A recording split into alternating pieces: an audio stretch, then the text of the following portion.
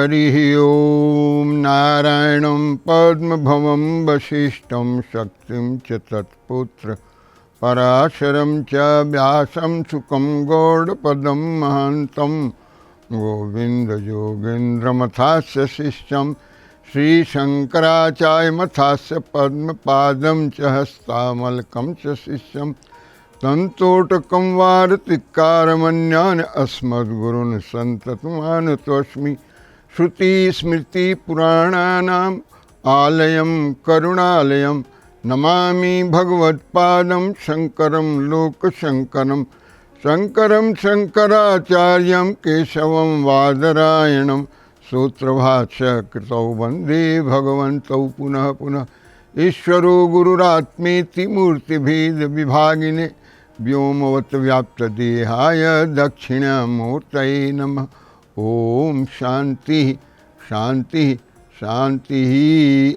ओम नमो नारायण।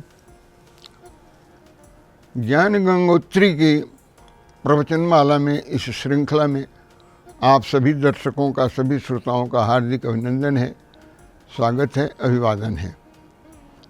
आप सब इस श्रृंखला में जो सुन रहे हैं, जो प्रवचन और सत्संग का आप लाभ ले रहे हैं, इसके लिए इसको हम देवानुग्रह कहते हैं। ये भगवत कृपा से ही संभव होता है, अन्यथा सबको ये नहीं मिलता। हम लोग बड़भागी हैं, सौभाग्यशाली हैं कि भरतखंड के जम्बूद्वीप की इस आर्यावर्त में हम लोगों का जन्म हुआ है और हम इस संस्कृत वाङ्मय के सारे जो वेदों को कहा है कि वेद क्या है, भगवान का उच्छ्वास है। उच्छ्वास यानी भगवान ने प्रश्वास किया सांस और वेद उद्भूत हो गए।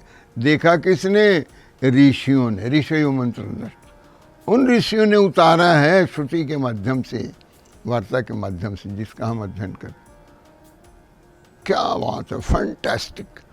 अभी जो हम अध्ययन कर रहे हैं, इसके पूर्ववर्ती एपिसोड में, सत्र में, जो महर्षि उद्दालक के पुत्र श्वेतकेतु हैं, उनको जब वो कहते हैं कि मुझे आप षोडश कला के बारे में बताइए कि षोडश कला कैसे है, मैं कैसे मानूंगा कि बिना इसके हम अध्ययन नहीं कर सकते, तो मुझे षोडश कला का ज्ञान आप कराइए और तब मैं समझूंगा, अभी मुझे आपके केवल कहने से नहीं आए। उद्दालक जी ने कहा कि ठीक है, आप जाइए, पहले 15 दिन तक आप उपवास कीजिए। So without taking any meal, without taking any food, you remain fasting for 15 days.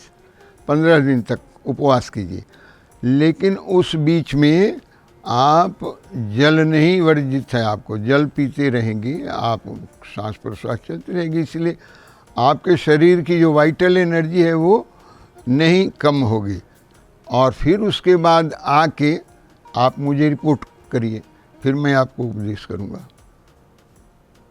ऐसा ही हुआ और श्वेतकेतु जी 15 दिन उपवास करने के बाद अपने पिताश्री के पास आते हैं और उनके पास बैठ जाते हैं। वो पूछते हैं कि वत्स, सौम्य, सौम्य कहते हैं गुड लुकिंग पर्सन को, सौम्य वत्स, बेटे आप जरा वेद का उच्चारण तो करिए, कुछ ऋग्वेद की ऋचाएँ, कुछ यजुर्वेद के मंत्र, कुछ सामवेद के गीत, कुछ तो सुनाइए। कहते हैं कि नहीं, मेरे बस का नहीं है। I am too weak to recite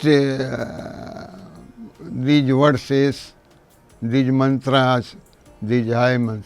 ये मेरे से नहीं होगा, मैं इतना कमज़ोर हो गया हूँ, सारी शक्ति मेरी क्षीण हो गई है कि मैं ये ऋग्वेद की ऋचाएँ या यजुर्वेद के मंत्र, सामवेद के गीत, आई कांट रिसाइट, मैं ये नहीं कर सकता। तो उन्होंने कहा कि इतनी भी शक्ति नहीं है आप ना। क्यों? अगर 15 दिन से कुछ भी नहीं खाया तो उसका प्रतिफल तो कुछ होना था। यही हुआ कि मेरा शरीर बिल्कुल कमजोर। बात समझ में आपको आ गई? हाँ, ये प्रैक्टिकल अनुभव है। हमने अनुभव किया कि अन्न का त्याग करने पर हमारे मस्तिष्क में या मन में इतनी शक्ति नहीं रह जाती कि हम मंत्रों का भी उच्चारण कर सके या अन्य कोई काम, तो अलग ही बात। कहे कि अच्छा जी, ये तो बात आपको समझ में आ गई, और लेकिन जल आप पीते रहे और आप सांसें। तो ऐसा करिए, अब आप कुछ भोजन कर लीजिए और फिर देखते हैं कि इसका फल क्या होता है। तो कुछ उन्होंने भोजन कर लिया तो उनके अंदर कुछ स्फूर्ति आ गई, कुछ एनर्जाइज्ड हो गए, कुछ स्पार्क उनको महसूस हुआ। कहा कि हाँ, कुछ तो लगता है कि अब मैं कुछ बोल सकता हूँ और कुछ पढ़ सकता हूँ। उन्होंने उदाहरण देके समझाया कि देखिए बेटा जी, देखो सोम, देखो वत्स, जैसे एक बहुत बड़ा अग्नि का कोई ढेर हो, पुंज हो, और उसको शांत कर दिया जाए, यानी वो राख हो जाए। अग्नि का ढेर, बहुत सारी लकड़ियों से जलाया हुआ अग्नि का ढेर यदि शांत हो जाएगा तो राख बन जाएगा, और उसमें एक छोटी सी चिंगारी रख बच जाएगी।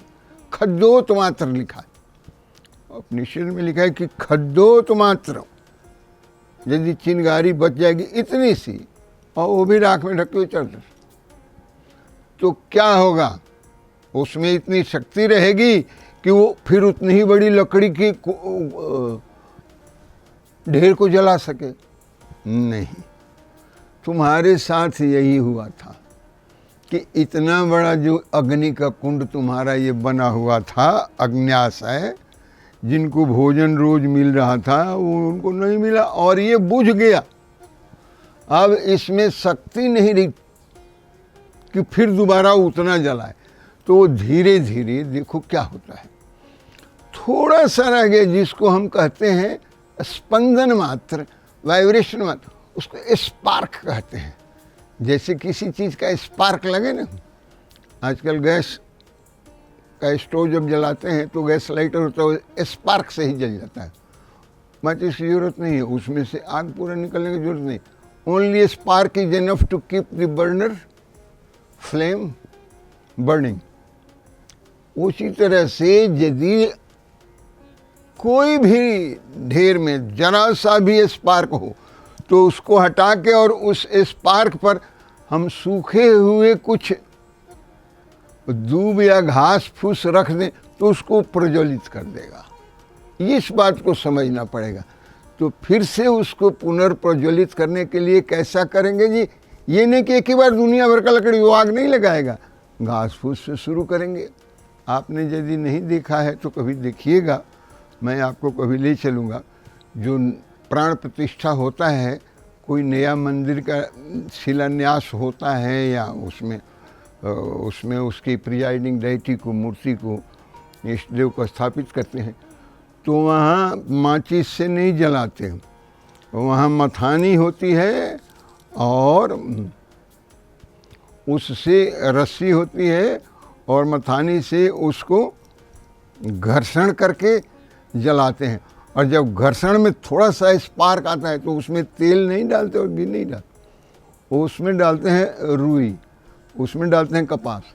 तो उतना हल्का होता है तो स्पार्क उसको जलाने लगता है, और तब उस अग्नि से ही सभी तरह के कुंडों में अग्नि जलाई जाती है। इस तरह से स्पार्क की इतनी ताकत होती है। तो आपके अंदर थोड़ा सा स्पार्क बचा है, उसमें फिर थोड़ा हम देने लगेंगे तो आपको बात समझ में आने लग जाएगी। अब इन सारी चीज़ों को समझने के लिए आपके अंदर धीरे धीरे धीरे धीरे ये आपको मैंने बता दिया कि कैसे षोडश कल जो मनुष्य है वो अन्न के बिना वो कैसे क्षीण हो जाता है और उसके अंदर शक्ति नहीं होती है कि मंत्रों का उच्चारण तक कर सके। और वो ठीक उसी तरह से है जैसे अग्नि बुझ जाती है, छोटी सी चिंगारी उसको फिर से प्रज्वलित नहीं कर सकती, उसी तरह से ये भी होता है। लेकिन उसको प्रज्वलित करने के लिए यदि हम फिर उसको उतना ही हल्का घास फूस लेकर रखते हैं तो वही स्पार्क जो है वो फिर अग्नि का कुंड बन जाता है। तो this is how it remains and this is how it begins. मैं इस पर और विस्तार में चर्चा करके आपको सुनाऊंगा सृष्टि के बारे में, कि ये जो विस्तार सुनाया कि किस तरह से विस्तार होती है और ये षोडश कल का, तो फिर इससे आगे की सेक्शन का, खंड का और उसके एपिसोड पर हम चर्चा करेंगे, आगे के मंत्रों पर। आगे के मंत्र जो आएंगे मैं आपको बताऊं, 7 मंत्र पर्यंत, 7 खंड, छठा अध्याय 1 से लेके 7वें खंड, सेक्शन 1 to 7, इतना तक तो ये विस्तार किया है सृष्टि का कि कैसे हुआ है। और फ्रॉम 8th to 16th 16 खंड हैं इस अध्याय के। तो फ्रॉम 8th to 16 कितना हो गया जी? 9 खंड। सो 9 सेक्शंस में हर के अंत में आएगा तत्त्वमसि, तत्व तुम असि, दाउ आर्ट दैट, तुम वही हो, तुम वही तत्व हो। कौन सा तत्व? तुम ब्रह्म हो, तुम आत्मा हो, तुम परमात्मा हो। और वो 8 में, 9 में, 10 में, 11 में, 12 में, 13 में, 14, 15 तक श्वेत केतु कहता है कि थोड़ा और समझाइए, थोड़ा और समझाइए। अंत में कहता है कि ठीक है, अब मैं समझ गया कि मैं ही ब्रह्म हूँ, तत्वमसि का मुझे बोध हो गया। उस पर विस्तार से चर्चा करेंगे 8वें सेक्शन से लेके और 16 तक आगे के सत्र में। आज वाणी को यहीं विराम देते हैं। ओम पूर्णम मदः पूर्णमिदं पूर्णात् पूर्णमुदच्यते पूर्णस्य पूर्णमादाय पूर्णमेव अवशिष्यते। ओम शांति शांति शांति। आप सबका बहुत बहुत धन्यवाद, बहुत बहुत आभार। ओम नमो नारायण।